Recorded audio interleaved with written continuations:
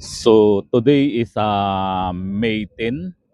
So gusto kong kunin ang pagkakataon na to para magpasalamat sa lahat ng nanay, mami, inang, nanay, mama o ano pa mang tawag natin sa ating mga nanay. So una, binabati ko ang aking nanay ng Happy Mother's Day. So maraming maraming salamat dahil mula sa iyong sinapupunan hanggang sa ako'y maipanganak ay ako'y inyong inalagaan at hanggang sa mapalaki. So bagamat nawalay ako ng maraming taon sa inyo dahil ako nga ay napunta ng Ilagan Isabela from 1994 to 2014. So 20 years ako sa Isabela noon hanggang sa yun nga ako'y nag-abroad at ilang taon tayong almost half of my life is hindi ko na kayo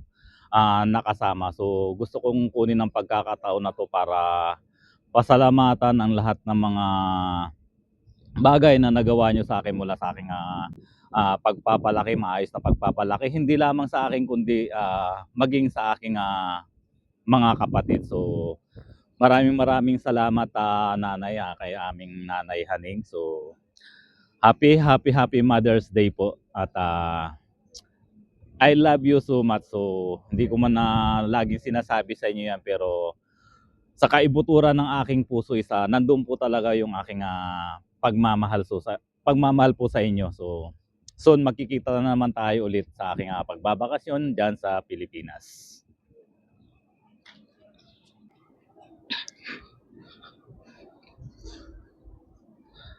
At syempre binabati ko rin ang aking may bahay, ang aking mahal na asawa, kay si Maria o si Mami Jewit, dahil siya kanyang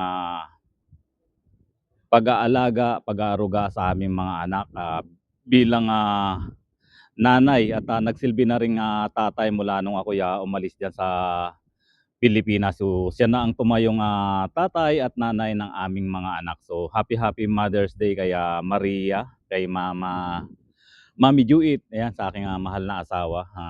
Maraming maraming salamat sa iyong pagsasakripisyo dahil nga magmula nang ako'y mangibang bansa, ikaw na yung nagtaguyod o nagpalaki sa ating mga anak. So si Bunso, si Baby Joyce, iniwan ko noon na 2 years old pa lang at ngayon nga dalaga na. So maraming maraming salamat sa lahat ng sakripisyo na iyong ginawa. So hindi lang naman tuwing Mother's Day na kailangan tayo bumati sa ating mga nanay o sa ating asawa. So kinukuha ko rin ang pagkakataon na to para magpasalamat sa lahat ng mga ginagawa mo para sa ating mga anak. Alam ko kung kaano ka kabuting ina at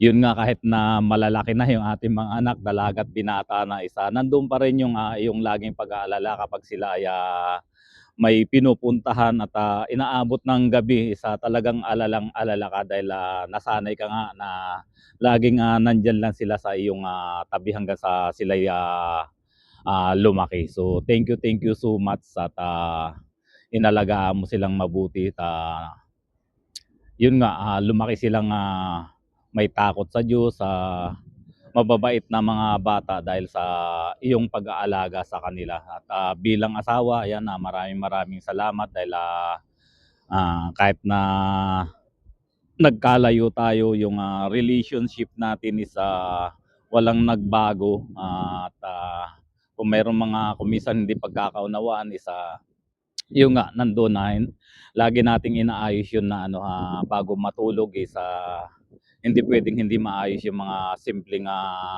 problema. So happy Mother's Day kay Mami Jewit, kay Marie, kung aking natawagin si Mama Marie. Yan, I love you so much at ingat ka palagi so na magkakasama na rin tayo ng habang buhay dahil yun nga, almost 12 years na akong nawalay sa inyo dahil ito, alam nyo naman kung bakit ako ng ibang bansa, para mas maging maayos yung ating buhay. So darating din yung right time na iiwanan ko na 'tong pangingibang bansa at permanente na akong makakasama niyo diyan sa Pilipinas. So binabati ko rin po mga ka-Juit ang lahat ng nanay sa buong mundo, mami, inang, mamang, o ano pa man ang inyong tawag. Happy Mother's Day po. So enjoy your day at ayan po, saludo ako sa lahat ng mga nanay. Happy Mother's Day po. Ayan oh, daming bunga nung dates. So ito po yung puno ng dates. Ayan, daming bunga sa taas. Pasensya na kayo dyan sa naging background ko dahil may nakasampay.